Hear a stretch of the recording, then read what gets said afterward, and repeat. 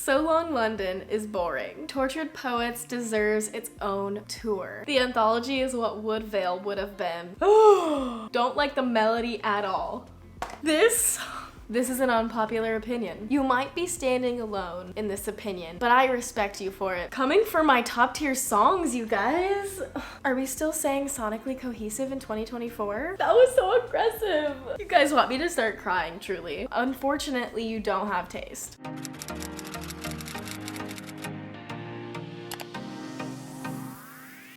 Hello guys, and welcome back to the channel. It's Nina. If you are new here, welcome. I'm so happy to have you, and if you're not new, thanks for coming back. If you aren't already subscribed to the channel, go ahead and do that. YouTube has told me that over half of you are not subscribed that are watching the videos. I would love for you to come join the family so you don't miss a single video every week. As Taylor has once said, we are all mad here, so you'll fit right in. I am so excited to get into these opinions. I haven't even looked at them yet, but I already know from my comment section in my ranking videos that these are going to be unhinged. If you haven't seen, I ranked the first half of Tortured Poets and the second half, the Anthology, and I had some unpopular opinions over there, which made for a very lively comment section, and it was so fun to read your guys' opinions and your rankings. But I asked you guys over on my Instagram for all of your unpopular opinions, your hot takes, skips, any thoughts and unhinged opinions that you have about the Tortured Poets as a whole. I am just very eager to get into them, and you guys definitely delivered. There's so many of them. Before we get into the video, I just wanted to let you guys know that if you are a guitar player or wanting to get into guitar, I started a Patreon page for all of my music content, and I will be posting so many more guitar videos over there. We have a weekly live stream where I'll teach you guys all of these surprise songs and songs from Tortured Poets on guitar. So if you guys want to check that out, I will link that down below. But yeah, let's get into it. Okay, let's start at the very bottom.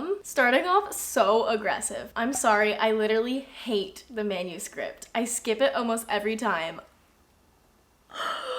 Oh my god! Hate is such a strong word. I understand people who like more upbeat songs. This song is more of like a piano slow song, but that hurt because I put this in my top tier because I mean, I'm such a lyrics person and I love when Taylor's songs reference her previous songs, albums, just like full circle moments. And I think this song is such a full circle moment and the best way to end this album. So to me, that is a very unpopular opinion because I absolutely love the Manuscript. I understand not being in the mood for it. Maybe you're driving and you want more of an uplifting vibe. You might skip it, but not skipping it because you hate it?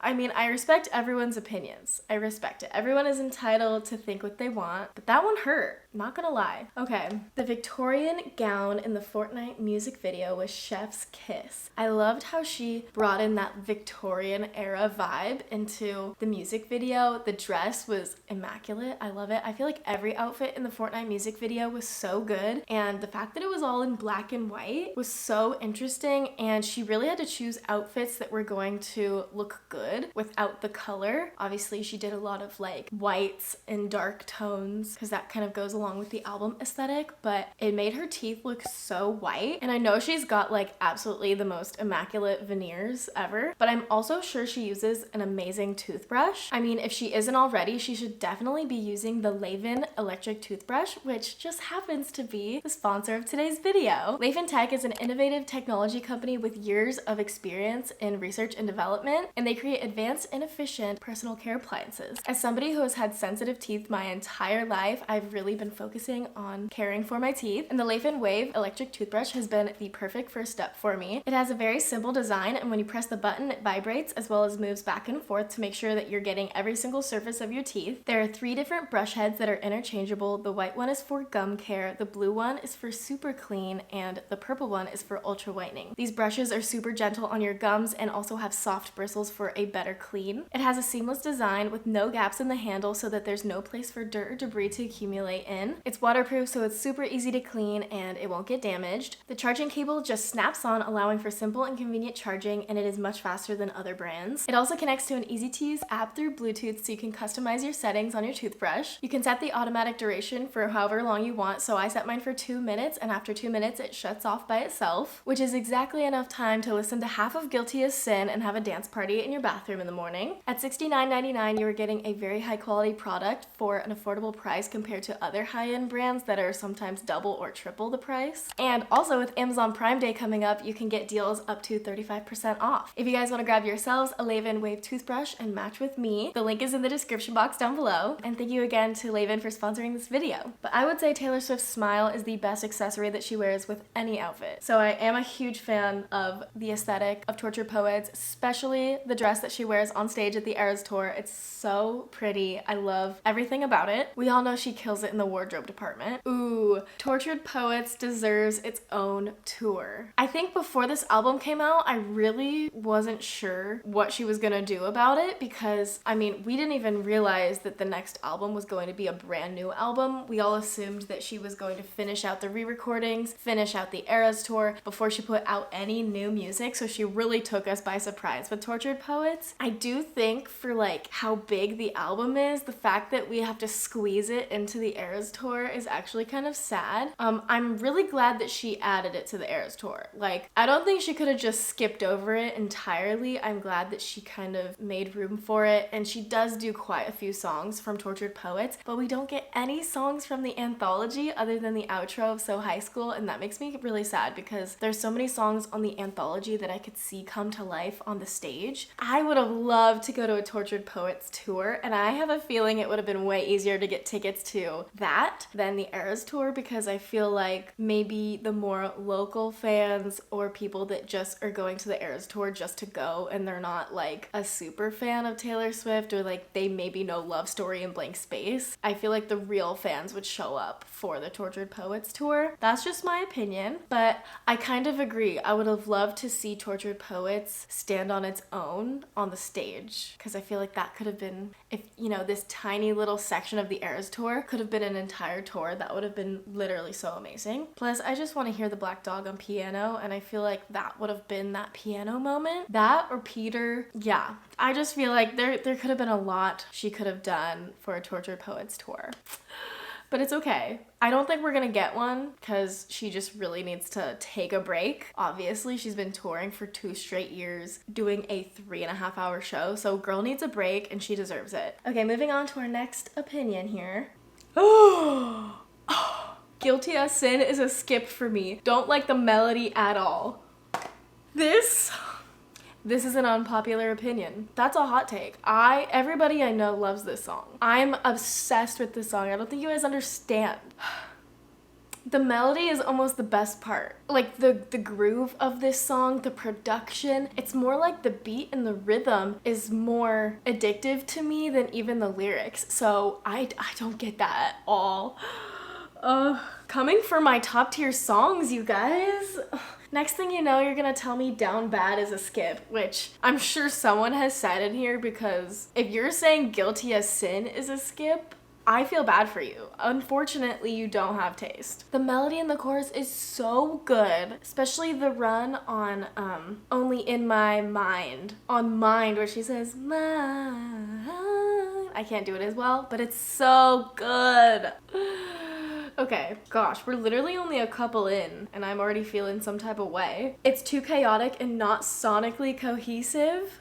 Are we still saying sonically cohesive in 2024? I thought we got over this. Like, we have made fun of Taylor for so many years for saying that Red was not sonically cohesive, but not every album needs to be. And I know some of her albums are, and that's great. I would say the most sonically cohesive albums were 1989, Folklore, and Midnights. I would say those are the top 3 albums that every single song has that common thread throughout, but not every album like has to be sonically cohesive, and those are the albums that I like best because I love the chaos. Like Red is literally one of my top tier albums in the grand scheme of life because of how chaotic it is. You're singing All Too Well, and then Whiplash 22, and then back Whiplash again, Sad, Beautiful, Tragic. Like, this album gives those same exact vibes. It's like crying in the club, and I love that. It's not for everybody, so I respect your opinion, but sonically cohesive is, I don't feel like that's an insult. to not be sonically cohesive. I feel like when Taylor was trying too hard for the albums to be sonically cohesive, she was like shoving it all in like a box and kind of forcing it almost. It's like you're working around this idea instead of just letting the art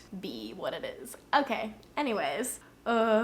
Cassandra is a skip for me. Agree most of the time. I just don't connect with that song as much as the others. Ooh, I agree with this one. The Smallest Man Who Ever Lived, Bridge, is the only reason it is high on mine and others' rankings. I kind of agree. I said this in my ranking video that it's almost like I'm waiting for the bridge for the first half of the song. I know that's kind of probably the point of the song, is to start very like slow, calm, and then have this like absolute breakdown in the bridge. I can see the meaning in it, but I just feel like when I'm listening to the song, I'm just waiting for that moment where she gives us that catharsis in the bridge. So I think the bridge definitely brings it up in the ranking of overall songs, and I think I even said that in the ranking. Standard is better than the Anthology. This is a very Folklore Evermore situation where everyone has an opinion about which one is better. Do you like the first half or the second half better? For me, I feel like I like half and half of each. Like if I were to create my perfect Tortured Poets album, there would probably be half from the first and half from the second. So I can't say I like one more than the other because I feel like I don't really look at them in that way. I look at it as like a whole story.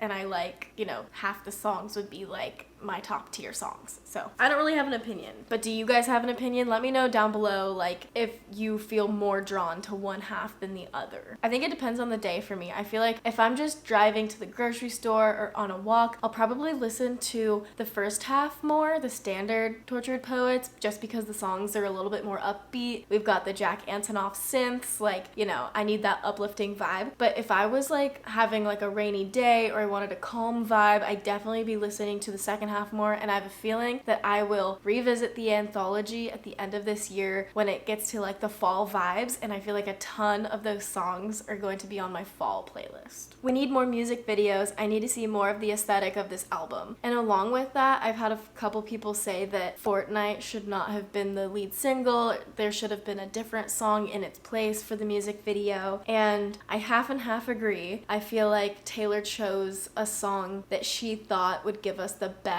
look into the album as a whole, but it's not her normal vibe for a lead single, I will say. I would love another music video from this album. I'm trying to think of what song I would like to see be a single. I would obviously love Down Bad or Guilty as Sin to be singles. I feel like Down Bad would make quite a good music video just because I feel like it could be funny, but it also can be absolutely heartbreaking at the same time. Obviously, personally, I would love to see the Black Dog music video because I feel like that is such a storytelling song with like a lot of imagery, a lot of moments, and basically lays out the story right in front of you. It's easy to visualize what a music video would be like, kind of set in London. So yeah, I would love to see another music video, but Taylor Swift is so busy. I'm sure she can't even fit it into her schedule. I bet she like barely had enough time to do Fortnight. So maybe when the tour is winding down, she has a break at the end of the summer. So maybe before she comes back to the US for tour, she'll do a little extra music video, or maybe after she's done with the tour, she'll revisit it. If I were to choose another lead single that would have got the music video, let's see. I might have chosen But Daddy I Love Him. I think that would have been a really good music video and a really good lead single, and obviously she kind of knew how we were gonna feel about that song because she opens up the entire Tortured Poet set with that song, and she really gives it its moment, its opening spotlight moment. So yeah, that's my opinion on music videos, lead single, all that.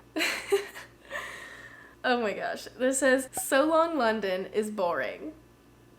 I feel like a lot of people are gonna disagree because a lot of you disagreed with my ranking of So Long London being a little bit more average than I was expecting, and it's my fault because I had such high hopes for this song, and I feel like someone else had said like more people were excited for So Long London, like anticipating it, and then when we got it, I feel like it's not being talked about as much as it was before the album came out because everyone had this like preconceived expectation because she name dropped London. We thought we were getting this revelatory song, which in a lot of ways it is a pretty like revealing song about her relationship, but it was not what I was expecting, and I feel like I need to lower my expectations sometimes, because there has been many times that we've heard track titles and I think the song is going to be one way and it's completely different. For example, when 1989 was coming out and she released some of the track titles beforehand, I thought I Wish You Would was going to be like a piano ballad, like All Too Well, and to my surprise it 100% was not. And I think that kind of made me take a step back from some of those songs because they were so different than what I was expecting. I wouldn't even say like they were like disappointing, because I wasn't disappointed by them, but it just wasn't what I had in my head. It was different. It's like the Taylor Swift effect. She does something different, you're unsure if you like it, and then you're obsessed with it. That's the stages of listening to a new Taylor Swift music, for sure. Sometimes you immediately love the songs, and then sometimes you like need a minute, process, okay, yes, this is a bop. Robin is definitely her worst song on the album. That's brutal. I just feel like saying it's the worst song is just, that's quite the statement. And if you feel that way, I respect your conviction to say that it's the worst song and like be so black and white about it, because I feel like a lot of times I can't have a super black and white opinion about a lot of things. It's all like nuanced in my brain. But for me, Robin is one I don't play a lot, but it's one that I'm like, oh, it's hard for me to like take a negative opinion about a song that is very personal and also like is about Aaron Dessner's child, is the like inspiration behind it. That song is written for a reason, to kind of tell a story and tell a perspective that we haven't really seen from Taylor. She's talking about watching children grow up, and I kind of just need to respect that perspective, you know? So I would not say it's her worst song on the album at all. It's definitely one that you kind of need to experience more live to understand, and maybe down the road you'll come back to it. It's very much similar to the song Innocent for me. I feel like earlier on, Innocent just felt very, I don't know, I would skip it when I was younger. Like in high school, it wasn't my favorite. And then when the re-release of Speak Now came out and I was listening to Innocent, I was like bawling, because I feel like growing up and now looking back on your life as like a full adult, you appreciate that song way more. It's so nostalgic. So anyways, I feel like this song is going to take on that same kind of life for probably a lot of people. So don't give up on it. It might just, you know, hit you at the right moment in your life. The Albatross is the best song on the Anthology. You might be standing alone in this opinion, but I respect you for it, because I love the Albatross, and the Albatross is also my sister's favorite song because she dressed up as the Albatross for the release party, if you don't remember, if you didn't see that. Name is a scandal. Wings like a parachute. The Albatross, I swear. This is one of those things where it's like, it's not everyone's favorite, but it's your favorite. And we love that for you. I don't like the Anthology cover. I don't really like it either, even though like, I feel like this is my struggle. This cover is technically the cover of the Black Dog variant, and I just don't like what she's doing with her arms. It feels awkward. I don't know. If someone could explain to me if there's a meaning behind that pose, please let me know. I just feel like they could have gone with a different photo. There's so many beautiful photos from this photo shoot in the booklets, the vinyl, the art cards. Like there's so many beautiful pictures, and I don't really understand that choice, but you know. Chloe et al. Is what we're calling that song. Chloe or Sam or Sophia or Marcus. Chloe et al. Is the best song on the Anthology. I have to disagree because the Black Dog exists. This one is funny. The Anthology is what Woodvale would have been. We'd like to believe that. As a Woodvale truther in the beginning, I do feel like the theory was debunked when Taylor explained it herself. Although I would have loved to have a folklore trilogy of albums, I feel like that theory, we just needed to let it go into the stack of failed conspiracy theories that this fandom has come up with. Down Bad is ranked pretty low for me. I have also seen a few that said that it's a skip and they don't like it as much as everyone else or it's overrated. No, you're wrong. Down Bad is one of the best songs on the entire 31 songs. It is in my top 5, probably top 3 maybe, because every time that song comes on, I can't skip it. It's one of those songs on the album. I think there's only maybe 3 that I will not skip at all, ever, and this is one of them. It's just such a groove. It's good to dance to. It's good to drive in the car to. It's good to cry to. It's good for every occasion. So maybe just shelve it for now and come back to it, and I'm sure eventually it will grow on you. But I'm sorry you feel that way. The Charlie Puth name drop was unnecessary and hard to justify. I feel like she could have done without that lyric for sure. That one part, I don't know. I don't know what she could have replaced it with, but I think it kind of, again, cheapened the lyrics a little bit and took away from, like, people were just focused on that lyric rather than the entire song. And I feel like sometimes when she throws in these like current pop culture references, it kind of takes me out of the song.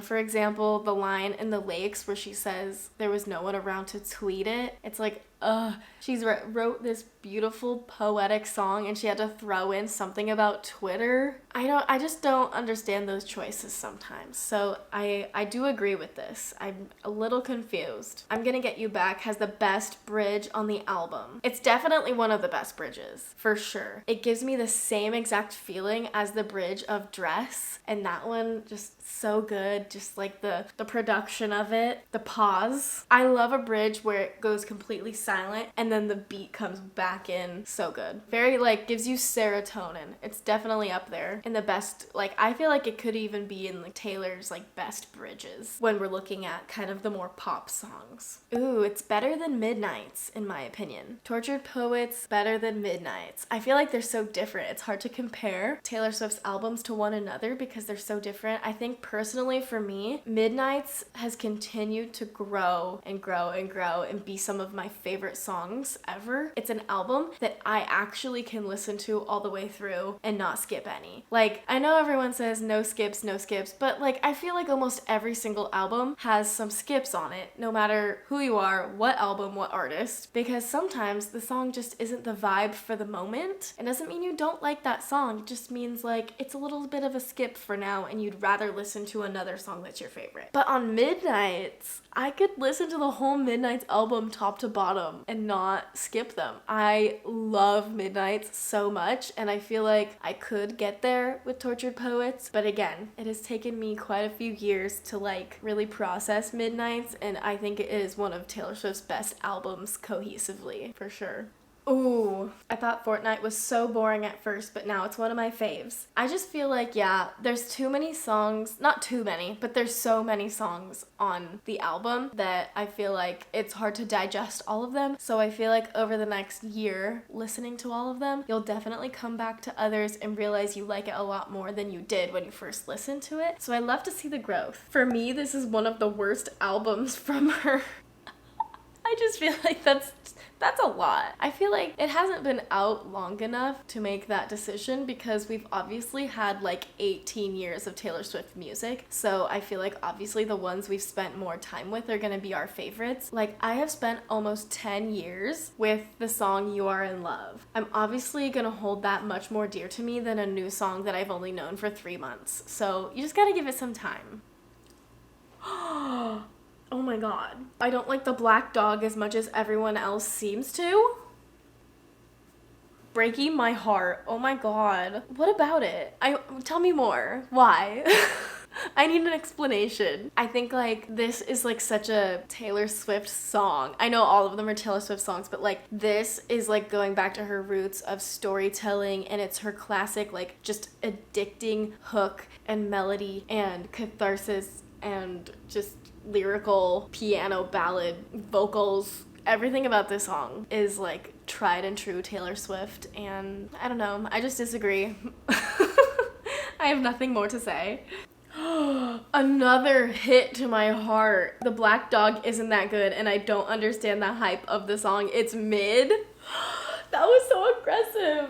You guys want me to start crying, truly. I think it's one of the most vulnerable songs because she's literally just recounting exactly what happened to her. And I think it's so relatable because she's talking about how like they were broken up but she accidentally forgot to unshare his location. I feel like she makes herself human in songs like these, where it's even Taylor Swift gets jealous and gets like hurt by somebody moving on. And when she's talking about for a cruel fraternity I pledged and I still mean it, she's like, even though you knocked me down and had this whole like hazing and treated me awful, I still mean what I said to you.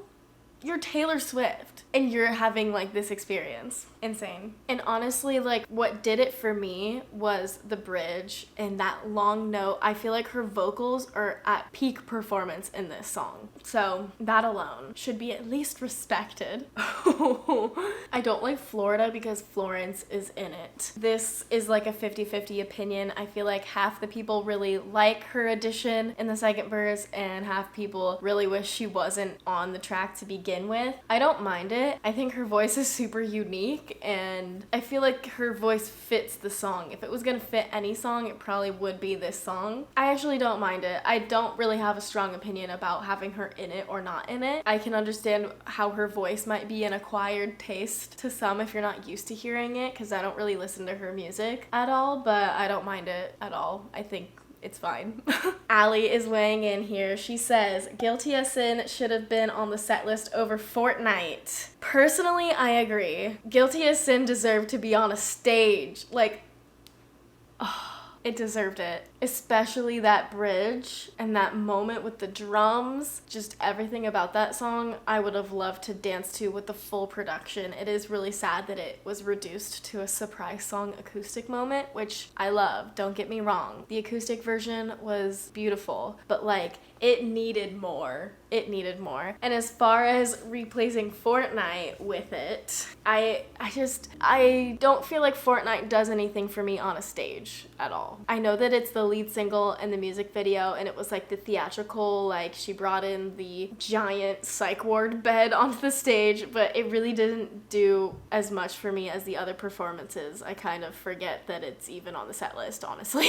But maybe she needed a moment to chill, in which case she should have sang The Black Dog if she needed a moment to chill during the Torture Poet set, but that's just my opinion. I Can Fix Him is the biggest flop for me. Ooh. Yeah, I mean, I wouldn't call it a flop necessarily. I put this in my need more time with it tier because I just feel like it's very like straight lined all the way through. There's not much variation throughout the song. It's just kind of there, and I don't not like it, but it isn't my favorite, that's for sure. It is a little bit of a skip for me, I must admit. I had some people saying they don't like Down Bad or Florida because of the curse words in it, and I understand for sure, like people who have kids or they just don't like the cursing throughout the songs. There's obviously a lot of songs that have curse words on it nowadays, especially in Taylor's newer songs. She does have clean versions of all of them, which is nice because I do sometimes hear Down Bad, the clean version, and I don't mind it actually. And Florida as well is very aggressive with the F word. I could take or leave it, like I've said before. I feel like that one, it's funny to me. It's funny. I don't mind it, but I could do without it as well. For Down Bad, I do kind of like how she was intentional with the lyrics in the clean version where she says instead of F it if I can't have him, which sounds really angry and just kind of like sad anger. When she sings it on the clean version, she says, what if I can't have him, which kind of changes the meaning a little bit and it's more sad than angry. So I like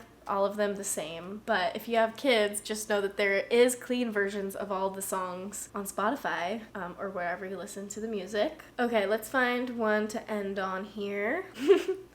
This is submitted by my sister. I know Maddie did her wrong, but I'm still gonna listen to the 1975. I feel like the fandom, again, it's one of those polarizing topics where are we allowed to listen to her ex's music or are people like very strong about it? Like, here's the thing. A lot of Swifties, a good amount of them listened to the 1975 and was a fan before they even dated. And yes, he's problematic. Like, he's got all, you know, we know who he is and what he does. So, and he definitely has his own issues, definitely. But my sister has been a fan of them for quite a few years, and we have been to their concert before, and I do enjoy their music, I will say. I feel like when it comes to Taylor's exes, a lot of people send a lot of online hate to them after their relationship is over, and I don't necessarily agree with that because you weren't in the relationship, you don't know them personally, you have no idea, like, there's so much we don't know. You know, I feel like it was funny when Jake Gyllenhaal, like, everybody went and commented lyrics from All Too Well. Okay, like, he knew that was coming, whatever, but I thought it was so funny when Taylor, before she sang Dear John, gave a disclaimer like, please don't go internet bully John Mayer when I sing this song. I'm just singing it because it's a good song. So as far as Maddie Healy, yeah, like, he did her dirty. Like, honestly, probably not the best person in the world. Character-wise, he doesn't make good choices. But I will say, he has some bops that I will listen to if my sister is playing them in the car, and I think we're just allowed to listen to music that we like, so I don't have a strong opinion about it. Let me know what you guys think, though. Okay, I think that's all we have time for today. Thank you to everybody who submitted your unhinged opinions. I appreciate the time it took to send me your message. All things considered, I think it's beautiful and lovely that everyone has different opinions. We don't all agree all the time on what our favorites are, and that's literally the point because we're all different people, and so I respect the opinions even if they are wrong in my eyes. Some of you deserve prison but won't get time, and some of you have taste. But anyways, thank you guys so much for watching this video. If you liked it, give it a thumbs up. I appreciate you all for being here, and I will see you guys in the next one. Bye.